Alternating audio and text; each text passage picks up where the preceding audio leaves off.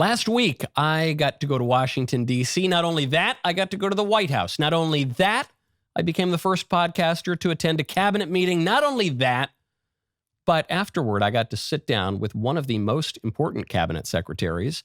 In fact, one of the most important men in the entire world, successor to Alexander Hamilton, the Secretary of the Treasury, Scott Bessent. Here's our interview.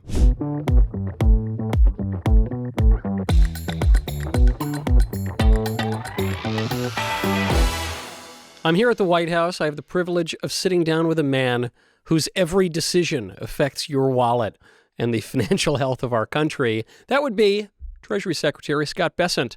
Mr. Secretary, thank you for being here.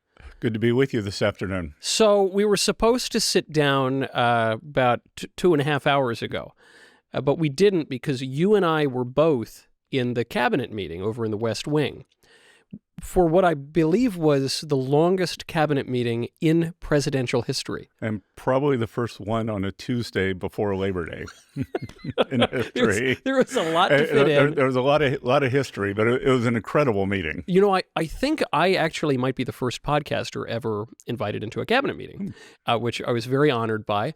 And they really gave me my money's worth, you know? I mean, that was a full showing. A lot of it hinged on what you're doing, though, of course, the entire cabinet was reporting. Some of the big news was about the Federal Reserve, the next Fed chair. But before we get to any of that, this was the Tuesday before Labor Day. President Trump has made the American worker a key aspect of his, well, both of his terms, I suppose, and has implemented real economic reforms that are designed to benefit the American worker. How's it all going? It's going well. We're off to a great start. I call it parallel prosperity because what we've seen for too long, especially since the China shock in the early 2000s, was Wall Street's taken off and Main Street's gotten left behind. Capital's done great, stock market's at all-time highs, and as you said, the American worker has struggled to keep up, especially the bottom 50% of working Americans. So I don't think it's an either or. I think both can do well. So parallel prosperity, Wall Street can do well, but now it's Main Street's turn for a catch-up, and that's what we're really starting to see here. So a lot of people said at the implementation of the tariffs that it was going to destroy the entire economy. There were a lot of people that the president dubbed panic hands. And the numbers that we're seeing right now look pretty good. What is it, $100 billion in revenue from the tariffs, and manufacturing is looking up, I think 3-year highs, and a lot of great trade deals.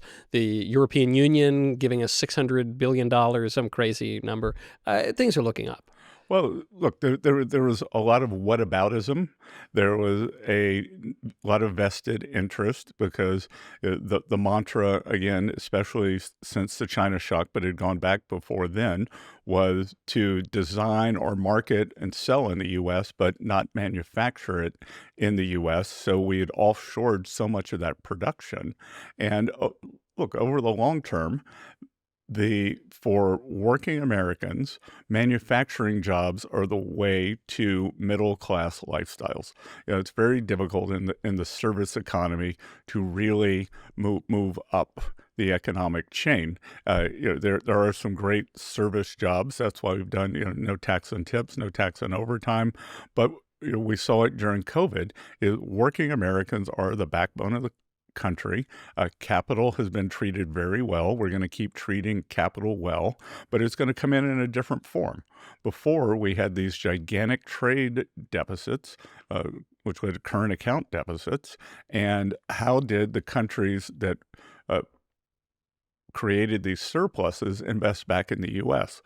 They'd either buy treasury bonds, they would buy Google stock, or they'd buy private equity. And that created a lot of bad distributional outcomes. The coast did well, the middle didn't.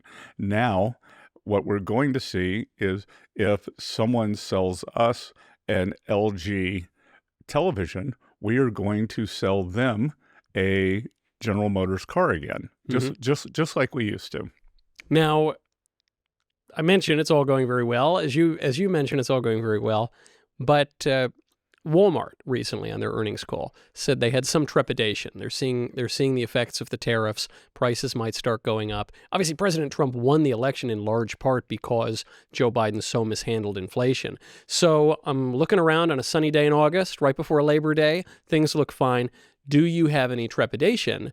And are there strategies to mitigate what might come in Q4 or Q1 of next year? Well, I think what we've seen is the economic establishment was wrong, as you said earlier. I was at a conference on Jackson Hole, and several of the economists there had mea culpas. They said, "Look, before Liberation Day, if you were to find out what percent of PhD economists like tariffs, it would be negative 50, 99% and Peter Navarro." Yeah, right. It was 99% versus Peter Navarro, and that once again the consensus has been proven wrong. Look, a big portion of it, our biggest trade deficit, is with China, so they are selling things below the cost of production. So they're not going to stop. They're not going to raise prices. That industry in China is an employment scheme mostly, not a capitalist system. And that's part of what the tariffs are here to remedy. When a country has a completely different belief system, governmental system, and economic system, then we don't align with them, and they could just flood our markets. Same thing with Vietnam. I'm not sure. I can't remember what the head of Vietnam is called. I think he's called the premier. That they are not a completely market-based economy. It's an employment thing, and I think a lot of the standard economists didn't use that kind of imagination to be able to say, well, of course China's going to eat these, and the other thing, too, that Walmart has been eating a lot of the costs. So, across, it hasn't flowed to the consumer. And also preferences change. That if somehow the price of an avocado goes up, then you buy a South Carolina peach. Right. So, that answer is very interesting. But to answer your question, I don't see any reason why this should flow through. The Biden administration created this terrible affordability crisis. The stated CPI numbers, the inflation numbers were 19 to 21%. Working Americans had a different bundle of goods and services. Probably their inflation was over 35. So the first thing for us to do to get at the affordability crisis was to stop the inflation. And we've seen a 1.9% inflation back to the long-term trend since President Trump came in. And the other way to solve for inflation is to increase real working class wages, which is what we saw in President Trump's first term. President Trump's first term, hourly workers did better than supervisory workers. The bottom 50% of American households saw a greater increase in their net worth than the top 10%. So I think we can go back to that. But look, we're not going to be satisfied. But the other thing too, that if I think about my weight, I think the last time I checked, I weighed about 210 pounds. What I care is about my overall weight. Like, I don't care how much my arm weighs. I care. So energy, especially gasoline, is coming down. President Trump is going to do a substantial decrease in pharmaceutical costs. So we're looking at the macro number, and other people, especially a lot of vested interests, might be screaming on a micro level. I think my wife would prefer if I had more weight in my biceps and less in my gut. But I think the point is totally accurate economically. And I also love your response when you say, look, Walmart is griping about seeing costs go up. And you say, yes, they are griping because they're eating those costs largely. And it's not actually being passed on to the consumer. And good for them, good for the Americans. Yep. So then, speaking of percentages, it's a little bit of a hard transition to interest rates and the Federal Reserve, but it does seem to be on everybody's mind. We were just in that cabinet meeting, and President Trump rarely missed an opportunity to jab the Federal Reserve chairman. you will be instrumental in the next pick. You've said that you don't want the job yourself. One, how important is an independent central bank, in your view, to the country? And two, who do we need to see in the Fed chair role? Well, thank you. Not me. But an independent central bank is very important. But as I said, as we were going around the table, when the president called on me, the Federal Reserve gets its authority because the American people trust it to be independent. And when we have a potential scandal like this, or a potential member who seems to have a very serious mortgage violation, because one thing we have not heard yet from Lisa Cook, we haven't heard her say, I didn't do it. Yeah. We haven't heard her say I didn't do it. Just for people who haven't followed this that closely, Lisa Cook on the Fed, accused of a scandal, fired by the president, saying that the president doesn't have the power to fire her, now threatening to sue the president. The president says, go on and try it. I've got a list of 500 problems. Get in line. All of this news breaking within the last several days. So where does that stand? Well, we'll see. As I said, the independence of the Federal Reserve comes from the American people, from them believing there's an agreement there. We will give this unelected body the control over, or substantial amount of control over, the economy. In return, we expect that the members of that group are above reproach, especially that Lisa Cook is accused of a financial crime. And the Fed, aside from setting interest rates, also sets bank regulation. So I'm not sure you could be a regulator. And as I said, and maybe we will in the coming days, but so far we have not seen Ms. Cook say, I didn't do it. Yeah. The other thing we haven't seen is the Federal Reserve come out and say, we stand behind her. We haven't seen the institution say, we've investigated it, she didn't do it. And one of the things that I have called for over the past couple of months is for the Federal Reserve to do a big internal review before an external review comes along. And thus far, nada on that. And I think this should be the thing that pushes them over the line, just to review all that, because there's monetary policy, there's regulatory policy, and then there's the administration of this sprawling the institution with a very large budget that's losing. The Federal Reserve is losing $100 billion a year because of some bond buying that they did at bad prices. So again, for now, I'm calling for an internal investigation. Before they get the external investigation, right? That's the way it rolls. President Trump, during the cabinet meeting, was attacking the Fed chairman because he said, look, America's housing is doing very well right now, but the housing market would be doing much, much better if not for Jay Powell's stupid rates. One, from your position at Treasury, how do you assess how the Fed is doing in housing and elsewhere? And then looking ahead to the next Federal Reserve chairman, what sort of things do you want to see other than it not being you? Well, one of the things that I said that I won't comment on the mistakes the Fed's going to make, only on the mistakes they have made, because that's a big folder. And couple of the big mistakes was when they did a quantitative easing, which was large-scale bond buying. That had the effect of lifting assets.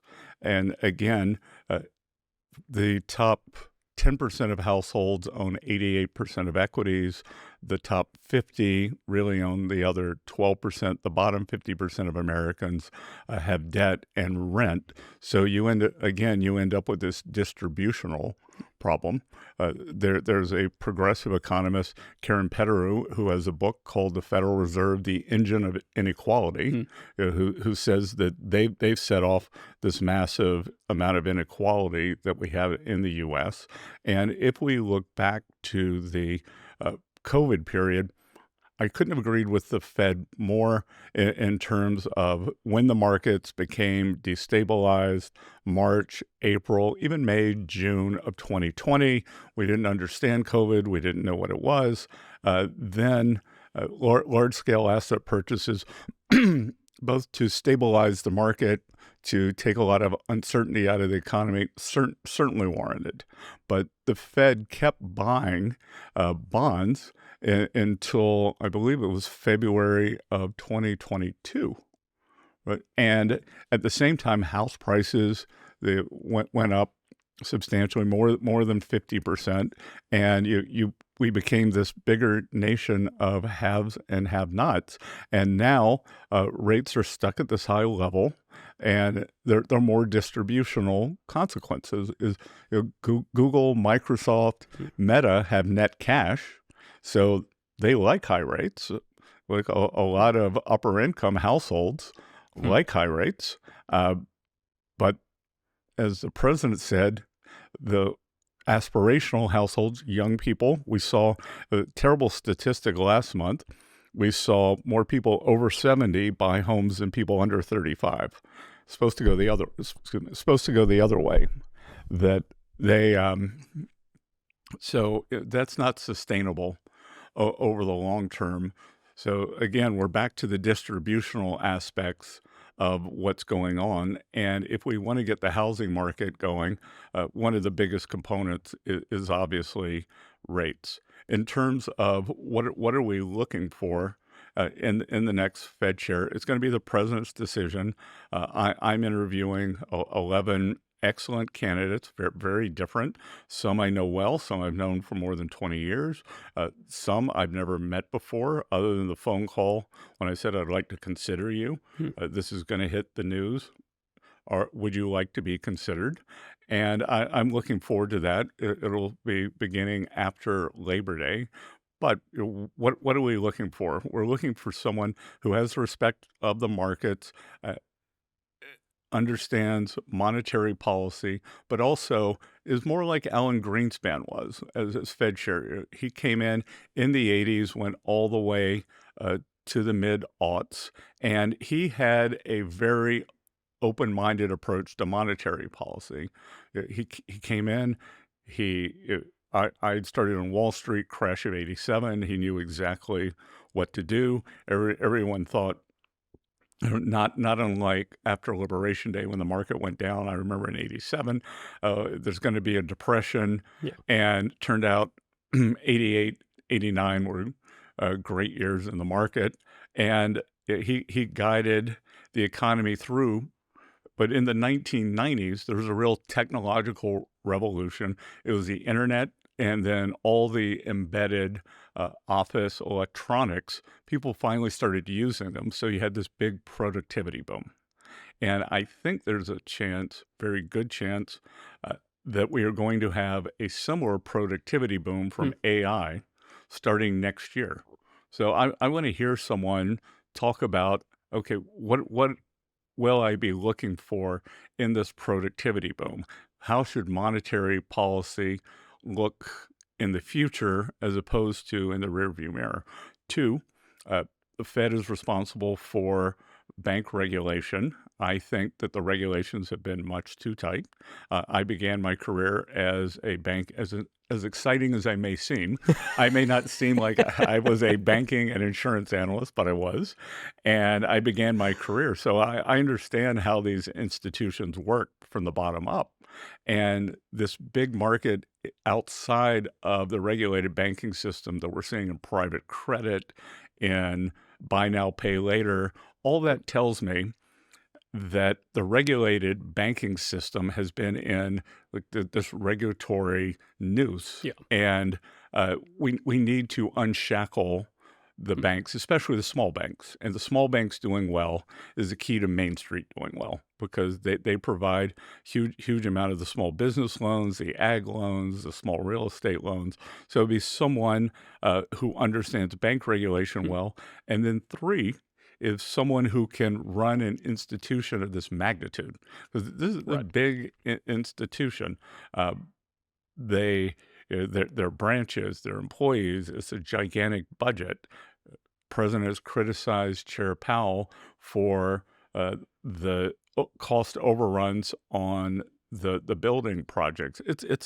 There's an investment / professorial function here, but then there's also a CEO function. You got to run the business. It's a big business. It's a big business, right? And it's a business that's losing $100 billion a year, so it's a turnaround. Last question before I let you go, because I know it's been a very long day, an historically long podcast with the Treasury Secretary after the historically long cabinet meeting.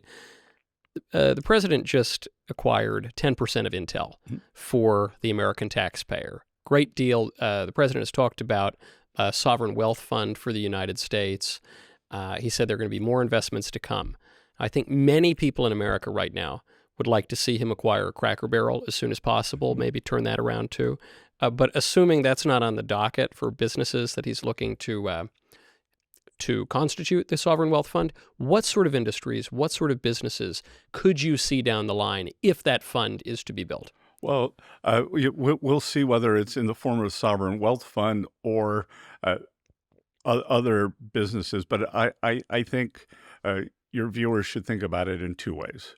One, they're strategic industries. So as I've said many times, the only good thing about COVID was it was a test run for what happens if we were to get into a kinetic war with a major economic / political adversary, i.e. China, and we saw that we were woefully negligent in our supply chains. So 5 to 7 strategic industries that we have to rebuild at home. So with chips being one, 99% of the high-value chips are made on the island of Taiwan, and that doesn't even require a war. I have no reason to believe that China will do it, but I know they could do it if they were to do a blockade of Taiwan and stop semiconductors from getting off. That would be a problem. As the president said, we're getting along very well with China right now, but you got to be prepared. Precursors for pharmaceuticals, amoxicillin.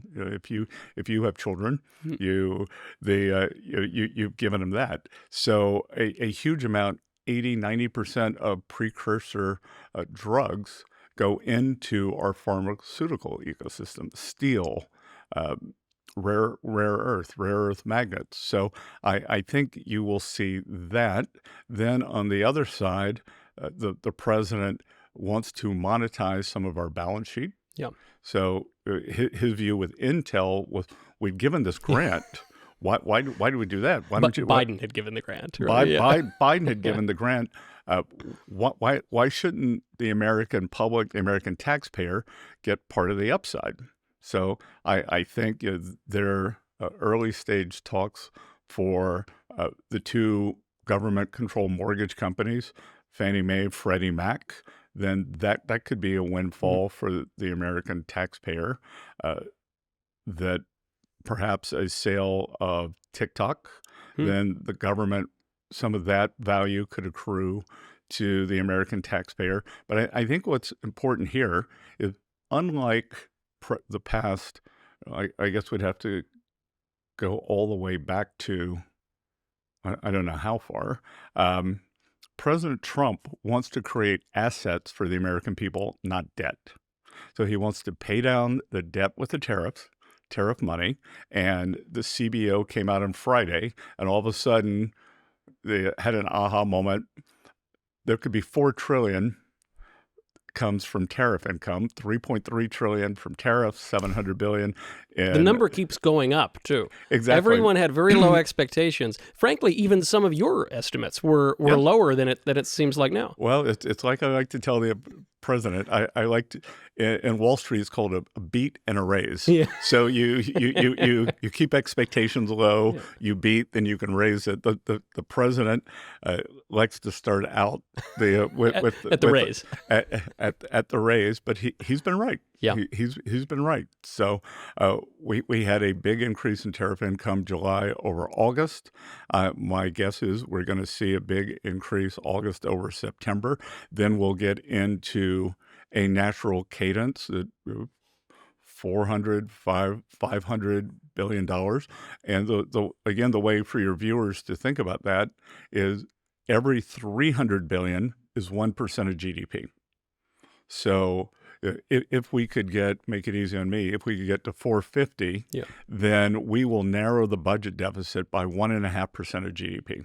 So the mess that the Biden team left us, they left us at 6.5% deficit GDP, the highest when we weren't at war, weren't in a recession. If we could get it down to something with a 5 or a 4 in front of it, at the same time with the one big beautiful bill that it's front loaded as the companies are building factories and buying new equipment, then they get a automatic depreciation. So that hits in the early years, but it's like coiling a spring. It's productive capacity.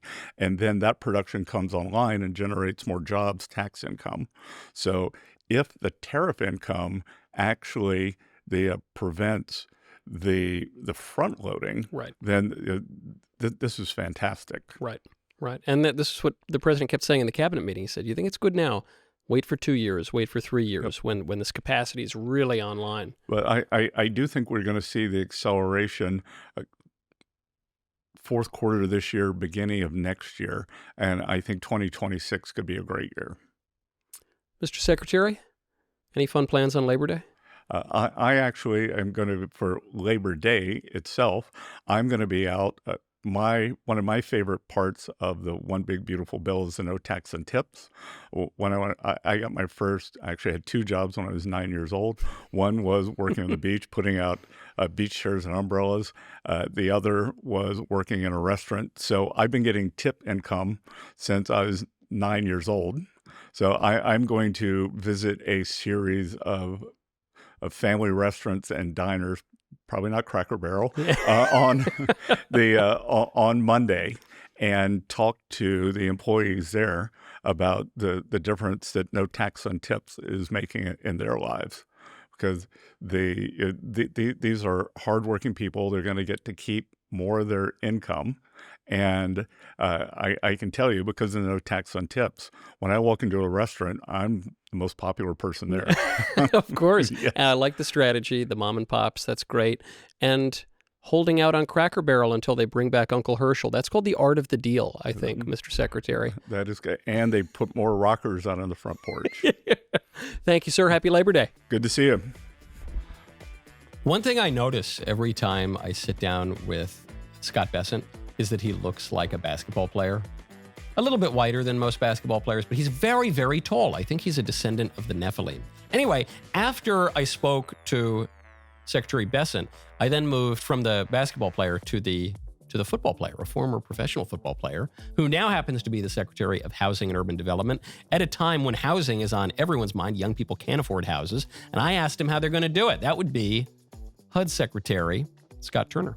Hold on one second before we get to any more very, very important stuff. You must go to hillsdale.edu/Knowles. You ever hear the phrase, "That's unconstitutional"? People toss that phrase around like confetti at a political rally. You hear it pretty much anywhere people gather to debate the issues of the day. But here's the thing. When someone drops that phrase, do you just nod along and take their word for it? Or have you ever actually cracked open the Constitution yourself to see what all the fuss is about?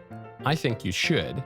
And that is one of the many reasons that I'm thrilled about Hillsdale College's brand new free online course called The Federalist. You know those Federalist papers everyone references but few have actually read? They were penned by Alexander Hamilton and James Madison, and don't forget John Jay, to explain how our Constitution creates a government strong enough to protect our rights, yet safe enough to trust with power. Brilliant stuff, more relevant today than ever. Hillsdale breaks it down into 10 digestible 30-minute lectures that you can tackle whenever you want. No deadlines, no cost, no catch. Here's the bonus. They got over 40 other free courses waiting for you, from C.S. Lewis to ancient Rome to early church history. It's like having a world-class education at your fingertips. It is having a world-class education at your fingertips, completely free. I love it. Hillsdale is one of the absolute top learning institutions in the entire country, and their courses are just magnificent. The Federalist, I highly recommend. Course on C.S. Lewis, I highly recommend. Right now, go to hillsdale.edu/Knowles to enroll. No cost, easy to get started. Go to hillsdale.edu/Knowles. Young people can't afford housing. A lot of people actually can't afford housing, and our cities are falling into disrepair. So who better to talk to than the Secretary of Housing and Urban Development, Scott Turner? Mr. Secretary? Sir? Thank you for stopping by. I guess really I'm stopping by you because we're at the White House right now. So, Mr. Secretary, you and I were just in the cabinet meeting for what was apparently 100,000 hours. It covered a lot of stuff. Indeed. One point that stuck out to me was President Trump going after the Fed chairman, Jay Powell, and saying that because of his policies, housing is not exploding in the way that it should. Right. And I know this is an issue that is on a lot of, especially young Americans' minds. They cannot afford housing. Right. Why is that, and what is being done to fix it? Well, Michael, it's great to be with you. Thank you for being in the cabinet meeting. Yeah, it was my honor. It was truly my honor. And as you can see, the president is very transparent.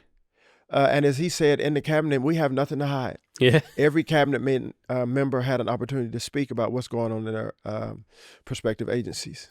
And so the American people appreciate that. I hear from people all the time, thank you, that we get to hear what's going on in education and labor and defense and state and HUD. And so I'm grateful for the president doing that. It is a long journey, but he did bring up housing. And currently housing, the median price for a house, single-family house in America right now is $435,000 as of July 2025. That's insane. That's insane. It's unsustainable. And you mentioned the interest rates and Mr. Powell. We have all been encouraging him strongly to bring down interest rates. Interest rates obviously impact mortgage rates. You have the younger generation. I have a son, 24 years old, and he asks, how am I ever going to be able to afford to buy a house? I hear that from young people across the country because it's not affordable. $435,000 is a lot of money for grown people like you and I. Yeah. And so what we've been very intentional about at HUD is to bring down burdensome regulations. Regulations cripple development from a federal standpoint, state and local standpoint. We took down a rule, Michael, called affirmatively furthering fair housing. This was That's one of those government-sounding euphemisms. Affirmatively furthering fair housing. Yes. What does that mean in English? It basically made HUD a national zoning board, where HUD would essentially tell localities how they should zone their neighborhoods. Every neighborhood in our country, rural, tribal, and urban, has unique needs. Yep. Washington doesn't know the needs of Nashville, Tennessee, or Plano, Texas, or Dubuque, Iowa, or Trenton, New Jersey, and so on and so forth. And so we took this rule down. The president was very supportive of it. Dr. Ben Carson did it in the first administration, and then it was put back up through the Obama and Biden era. And so taking this rule down restores flexibility back to the localities. It unleashes the ability for developers to develop and builders to build. That's one thing. Another thing is to form public-private partnerships. I've traveled all around our country and have seen some great examples as it pertains to affordable housing, single-family, multifamily. And manufactured housing is also a big deal when it comes to affordable housing. But when private entities partner with public entities, public-private partnerships, and they work together to identify the issue and then come up with a strategy for long-term sustainability and execute that strategy. I've seen that over and over again. The federal government is not the answer. The federal government, HUD, is a facilitator and a great convener. But when you start bringing in the private sector, when you start bringing in the nonprofits and the faith-based entities that are doing the work on the ground every day, that's how you build more affordable housing. But it has to start with regulation, and we need the interest rates to come down, period. Now, the other aspect of the last 2 weeks of the news that's really touched on you is President Trump is threatening to invade all these cities, notably Washington, D.C., which is obviously the federal district anyway. So the notion that the president could take over Washington is kind of absurd on its face. But he said, and we're going to look at Baltimore, and we're going to look at Oakland, and we're going to look at Chicago. In the cabinet meeting, he seemed to couch that a little bit and say, look, I'd rather go in there by invitation. I want to help these people out. 24 out of 25 times they're Democrats and they don't want to admit that they need my help, but these cities are falling apart. From the federal standpoint, what do you think that the government can do to improve these cities that in some cases, I'm only being slightly hyperbolic. I take the Amtrak past Baltimore, I feel like I'm looking at Fallujah or something. I mean, some of these places look really, really run down. Well, there's been a lack of leadership. Let's just start right there.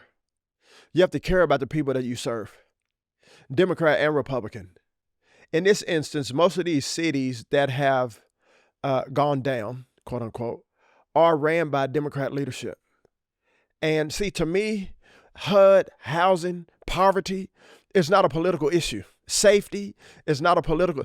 Everybody wants to be safe, whether they say it or whether they don't say it. Democrats and Republican men and women want to be safe. And when you look here in Washington, D.C., our beautiful capital, and you see homelessness, you see tents and encampments and crime and people being murdered. There was a young lady, you heard her today. Yes, yeah. She was a reporter with one of the local outlets. Yeah, it was Epoch Times. Maybe. Epoch Times. Her name was Iris. Yeah. And Iris told a story how she was mugged at gunpoint. A gun to her head. She refused to give her items away, and then the guy pistol whipped her. Thank God he only pistol whipped her. Thank God she survived. Well, that should not be the case. And so President Trump, as you know, said we're going to take over Washington, D.C. We're going to send a National Guard. We're going to send our troops to make sure that the streets of our capital city are safe so that women that take the Amtrak, women that take the train, the bus, men, small children that walk in the streets in our city don't have to be terrified that they're going to get mugged, that they're going to get axed, that they're going to get shot. And this is Baltimore, another one, Chicago, L.A., all around our country. We have problems with crime. Why? Because of lack of leadership. Remember the defund the police movement? Yeah, yeah. Well, we're seeing the results of that kind of paradigm, the results of that kind of culture. We have to support our law enforcement. We have to support our military. These men and women wake up every single day with the mindset, I'm going to do my job. My job is to keep the people of this said city, this state safe. And so I think that's what you see going on.